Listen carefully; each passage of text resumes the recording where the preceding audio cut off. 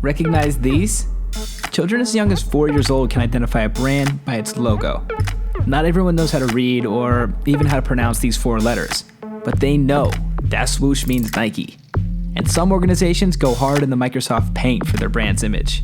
In 2008, BP Energy was in the market for a new logo. Something to show the world that they cared how the world got its energy. They ended up spending $211 million for a drawing of something that looks like a green flower with 2 letters. $211 million for this.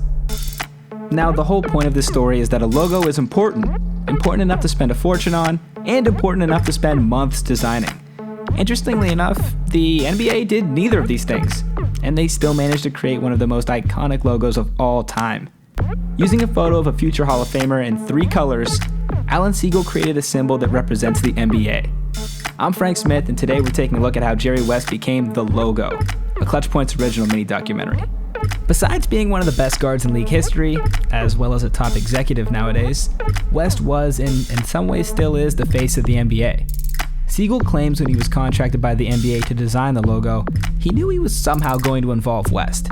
He created roughly 50 iterations, and not a single one of them had anyone but West as the subject. Not Wilt Chamberlain, not Oscar Robertson, not even 11-time champion Bill Russell. Siegel saw the sharpshooting, maniacally hardworking guard as the perfect ideal of what NBA players should live up to. West would spend hours in the gym, holding himself to a standard that was almost impossibly high. One night, after recording an unofficial quadruple double, unofficial since blocks were not yet counted, West claimed he wasn't happy with his play. In his eyes, he had not been good enough on the defensive end. Someone who is this good at basketball should have an ego the size of a mountain, but not Jerry West. Ironically, the man who would go on to be immortalized was painfully shy. Teammates described him as a quiet introvert who could go days without speaking. West wasn't a trash talker, letting his play do the talking for him. Because of this, it makes sense that West wasn't exactly pleased with the logo. Not because of how it looked, but because of all the attention that was quite literally drawn to him. After all, his nickname became the logo. Everyone was talking about Jerry. Sounds like a dream, right? Being the logo for basketball? Well, in 2017, West went on record claiming he wished it never even came out that he was the man on the logo. He doubled down by saying, "If I were the NBA, I would be embarrassed about it." This begged the question, if not West, then who? After all, West hasn't played a game in almost 50 years. Perhaps the logo needs an update. The logo himself had some interesting ideas.